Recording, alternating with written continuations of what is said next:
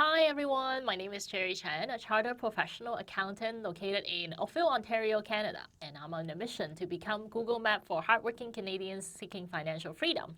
And today I'm very excited to have Victoria Clooney here, a client of mine, sharing her experience on working with the Canadian Armed Forces for 22 years and how she transitioned from that role in Nova Scotia all the way to living a full-time real estate investor life in Ottawa. But before I get started, make sure you give us a thumbs up if you like our video and hit the subscribe button to stay on top of the latest tax tips. Hi, Victoria. Hi, Welcome. Jerry. Thanks for having me. So, tell us a little bit about yourself. Tell us about your Canadian Armed Forces experience. That's very interesting. Thank you. I always describe it like an onion. There's many, many layers, but really started, I was born into a military family, which made me never want to join the Canadian Armed Forces. Okay. But at 18 years old, I was at a crossroad and took the leap. So I joined the infantry reserves and I did that for about 2 years. It was enough to tell me I didn't want to be in the infantry, but also that the military was a good fit for me. So I joined the Navy, Reg Force. Oh, wow. And moved from Ontario to Nova Scotia, where I spent most of my career. I did a brief stint in Norfolk, Virginia.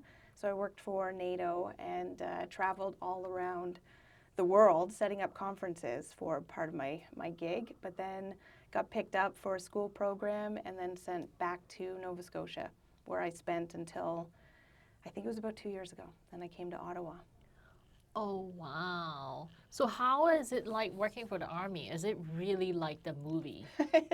It felt that way. I mean, at 18, the complete culture shock of, being a young female in high school and then all of a sudden being in a very male dominant environment. This was 2001.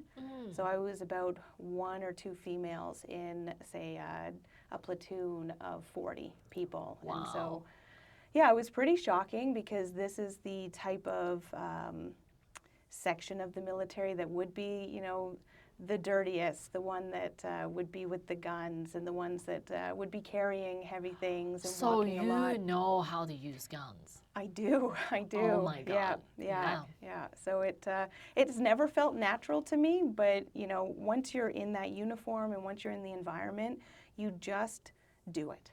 You kind of turn your brain off and you do it. So I look back on a lot of the things that I've done in my life, and in the moment, I don't even realize what that means or the magnitude of it until I step out of it, which I really apply in my everyday and the real estate investing. Absolutely. Gives me a lot of Because confidence. you show the gun, nobody would want to mess with you. yeah, until they see my shot. Then probably not so much, but yeah, so it's. Wow, that's amazing. That's crazy. So how did you decide to move back to Ottawa?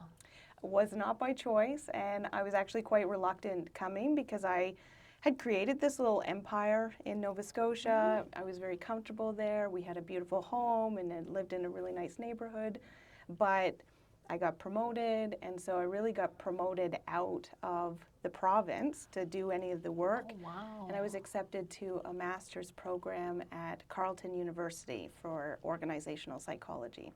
Wow. So they sent us here in the height of the market, the housing market. It was COVID.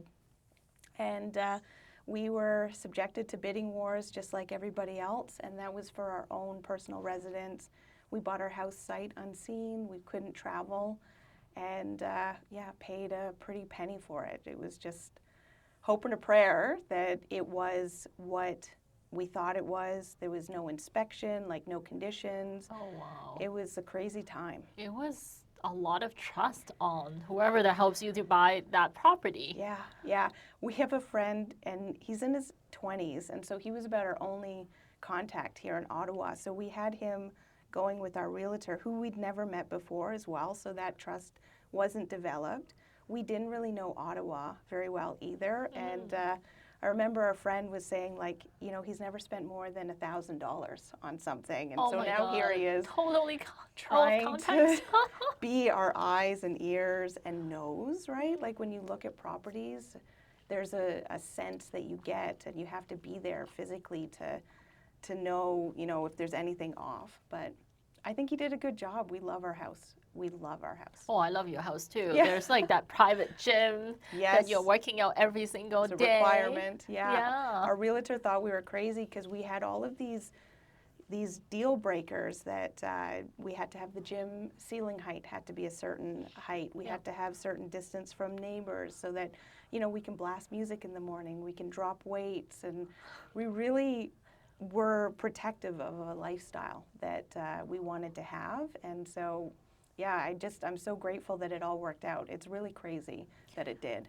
Now I can see why the CrossFit style workout works for you. Yeah. Now all of these CrossFit workout is named after a soldier, right? So that's true. Now I can link it now. Yes, yeah, they call them hero workouts. Yes. How was this experience of Navy experience help you, shape you into real estate world? It's everything, which I didn't realize at the time because, being born into it, and so my father really adopted that type of style for parenting, and then joining at 18, like it's really all I've ever known is this type of behavior, approach, dynamic. And so now stepping out of it and, being in the civilian world and interacting with people that don't have the same training and experience, it's really interesting to see the different dynamic. And so even just my approach to things that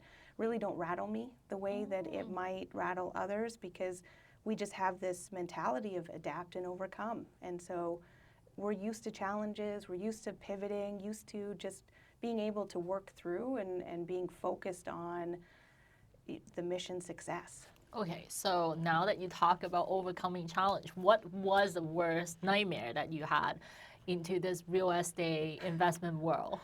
A lot. There's been so many pivots. I can think of so many situations that have, in the moment felt terrible, and then being able to work through it, and then coming out on top on the other side. I think like right now, the biggest one is I lent money privately to somebody, and we have not seen that money back, and it's been over a year. And so I take that situation, and not that that is a good outcome, but it's not an outcome that keeps me down. It's one of those things that, if I can build it up once, I can build it again. Not that I don't want it, or, we'll keep pursuing through or persevering through to make sure that we're doing everything we can to set ourselves up for success. But to me, it's not going to stop me from continuing on. It's going to be lessons learned. It's going to be ways to adapt and take that as experience. I'm so glad that you're sharing something like it's not just success, sunshine and rainbow. It's not. Yeah, I'm so glad that you are open to share the challenges that you're facing, because it's not easy. I have seen a lot of our clients experiencing similar situation with private lending as well, and they're not seeing the money back, and sometimes it hit people really hard, and coupled with other life experiences as well, and then they really took it all out on our team at times, but then you come to realize like these things do happen, and then all you could do, the only thing that you can control is really our choice, our emotion, right? So 100%. This is a risky business. We can risk manage as much as possible, but we still have to understand the risk when we're going through it. So I typically don't pursue something that I'm not willing to face, whatever like the worst case repercussions are, or that I haven't put in some type of strategy underneath that. So that's the not so happy part. But then there's the happy part about your Nova Scotia Motel. Like not a lot of people invest in Motel. So tell us a little bit about your experience there. And I heard that it has beautiful views, and I've seen pictures and videos on Instagram of yours and showing all these beautiful water. So tell us a little bit about the Motel. It stemmed from really observing the tenant and the landlords, all the conflicts that was happening and still is today, but it really kind of picked up about a year ago, year and a half ago. And for me, it stopped feeling good anymore. Yeah. And I invest in real estate, A, because I know the value of it, the benefits of it, but also because I enjoy it. Yep. And it stopped feeling enjoyable, especially trying to find properties where a lot of people were coming in with the cash for keys and trying to clean sweep tenants, and it never sat well with me. So I got to this point where I was like, I only want to do feel good investing. I just had made that decision. And then 2 months later, the Breeze Motel was brought to me. So it was my old property manager for another, I used to own these bunkies on a lake, so it was kind of like a glamping retreat. Oh, cool. So I had hired this property manager, and we'd stayed in touch. And I had brought up to her about a motel or something similar. And then, yeah, she called me up one day and she said, this motel is coming up for sale. It's a pocket listing right now. Do you want to go see it? And they brought me FaceTime that day. Oh, wow. We viewed it. 3 other people had seen it prior to us, but we just knew that this was the best fit. And yeah, so we put an offer in right away, and I partnered up with my old property manager. Her name is Noelle. And so she's the boots on the ground. She manages all the daily operations, and then I do all the business. I negotiated the deal, put it under contract, raised the capital, and marketing. And so anything to do business related, that's my role.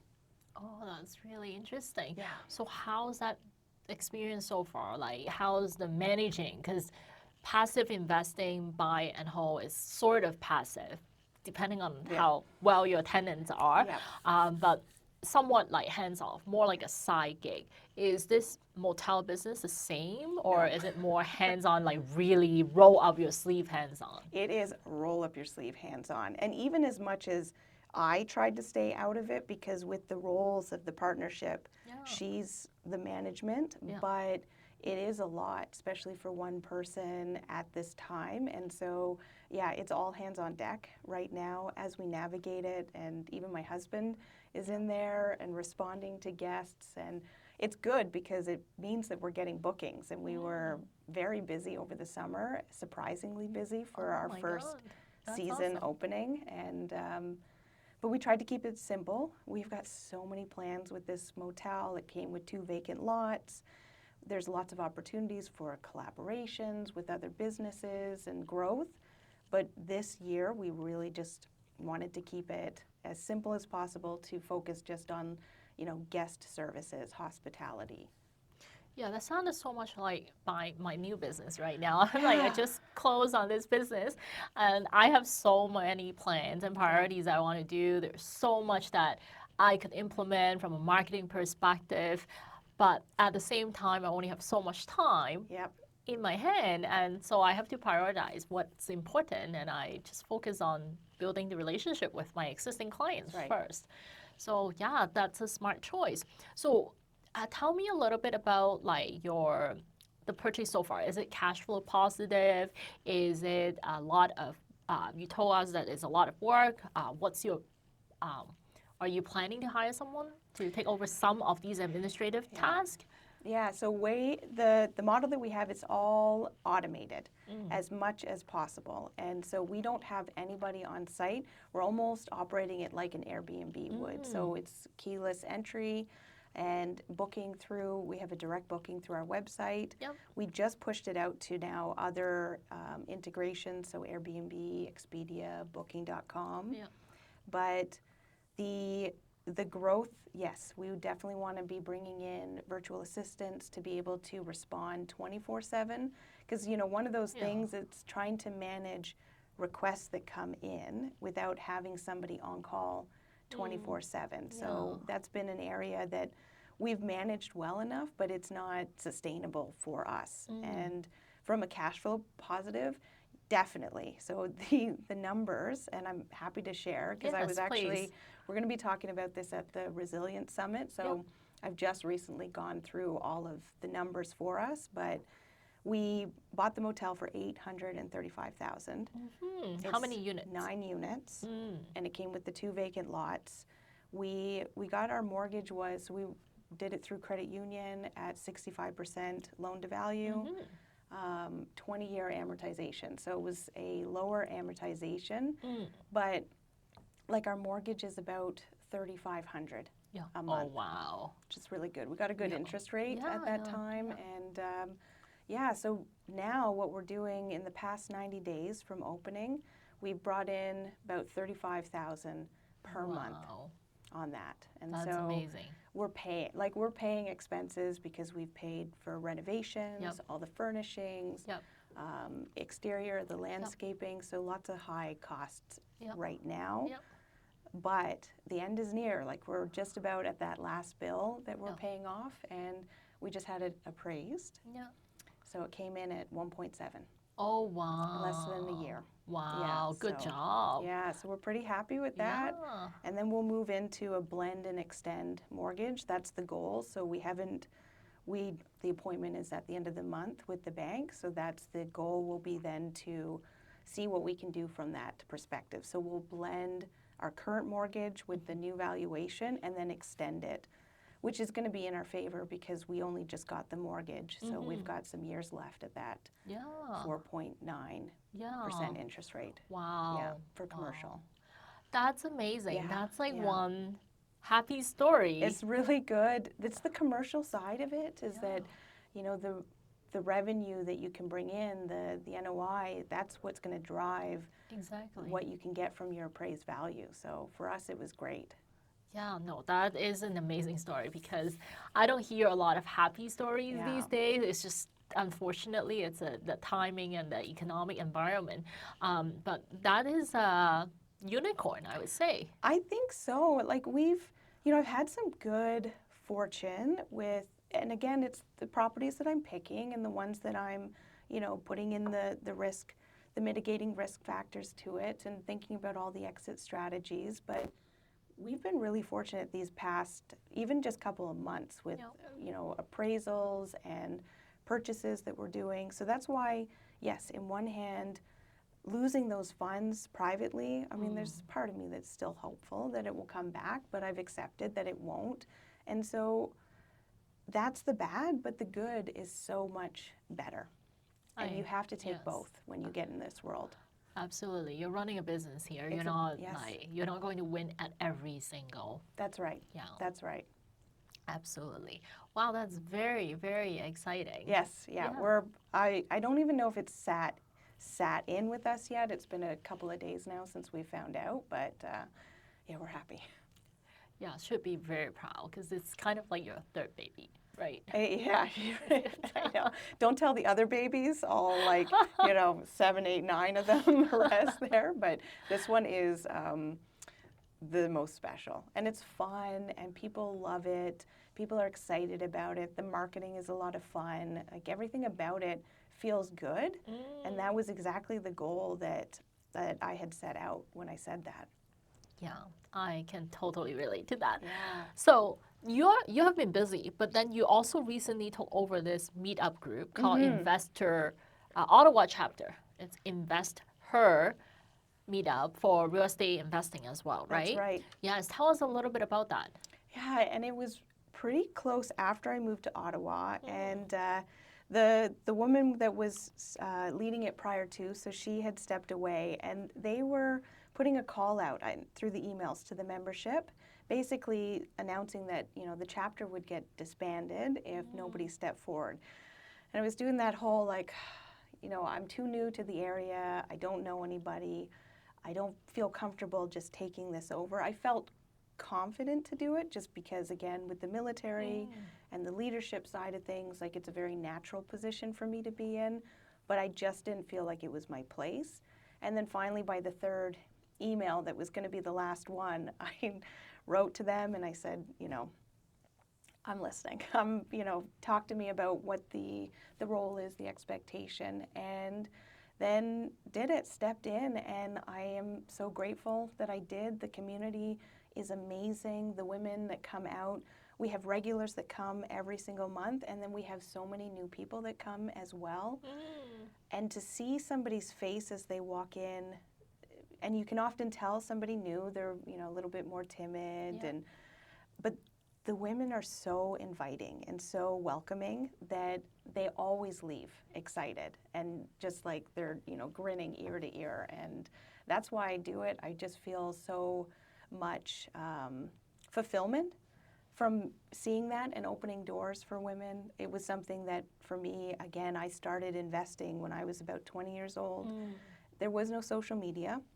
I was not into social media. Again, with the military persona, we really rejected social media. That's not the person that I know today. But No, isn't it? And so yeah. it's almost like I have to compartmentalize, and because I'm still serving, I'm still working for the forces, and so I really maintain that role, and then I have this role.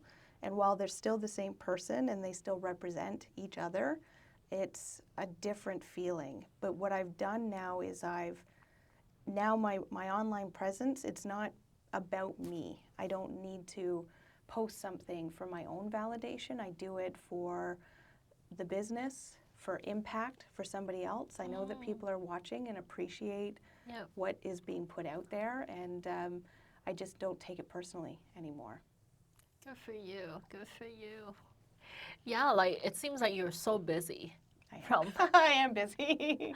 From managing the motel, also possibly also taking that motel vacant lot to other units and development, and then refinancing that property, managing all the rest of the portfolio.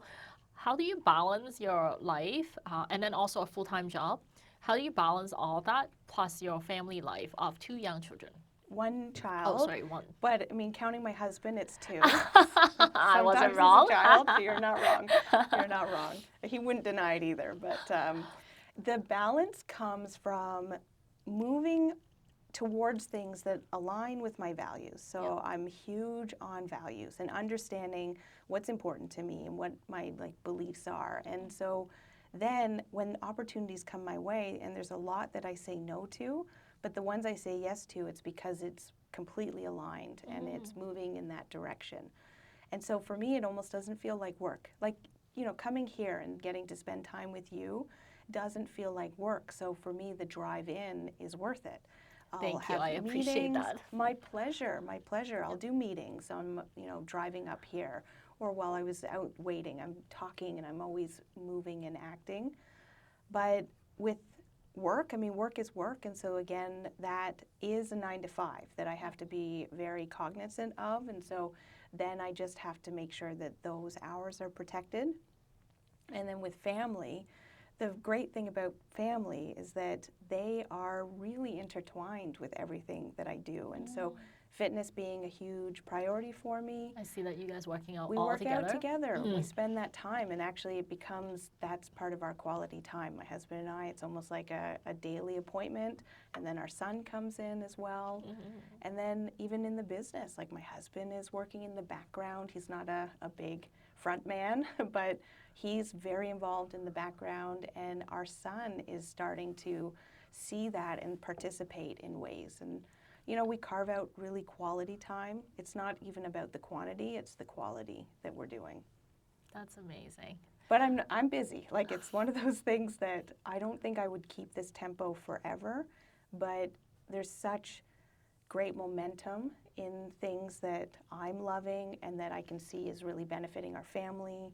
And so we'll just keep leaning in until it doesn't feel good anymore. I just can't believe that you're only in Ottawa for 2 years. I felt like I've known you and then you're always in Ottawa. I think we built our relationship knowing that you're in Ottawa, but not all the history behind it. That's amazing. Yeah, I think it's a lot of moving my whole life. And so I've known how to just kind of like swoop in. Yeah. But the difference is that I've always swooped out. And this, for the first time in my entire life, I'm setting roots, and I think that's why I even have maybe more invested interest in connecting and building relationships, because I'm not leaving anymore. Like, I've never felt this way before, so you're stuck with me. It's gonna, after like 3 years, it's gonna feel like a decade, but it's nice. This is crazy, because for me as an introvert, I know people don't think that I'm introvert, but I'm an introvert.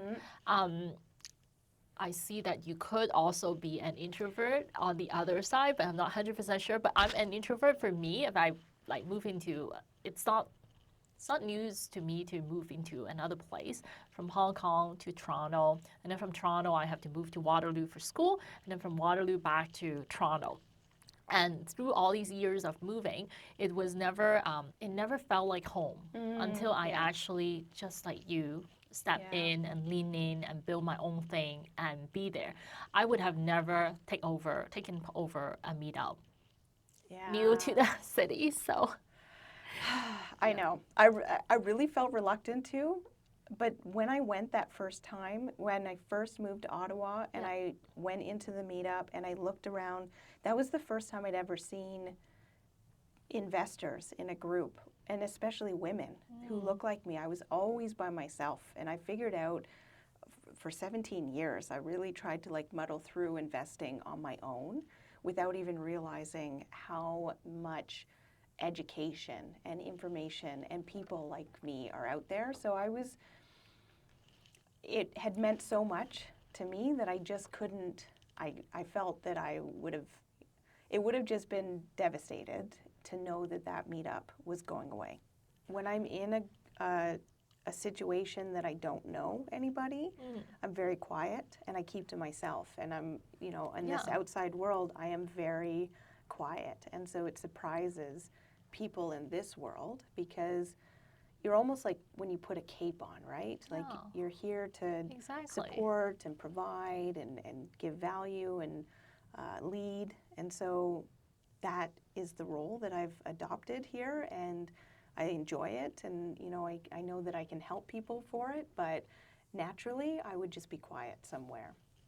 So what's the next step on this investment journey? Now you got many houses under your belt, even a motel. What's the next step? You've even burned yourself a little bit with the Yeah. private lending. You've got some scars. Yeah. So what's in the store for you? So much that it's crazy, and I'm really trying to keep focus because that shiny object syndrome is real. Yep. But I just want to keep grounded. So I am entering into land development. I've partnered with developers, and Awesome. what it's doing is giving me great exposure to that process.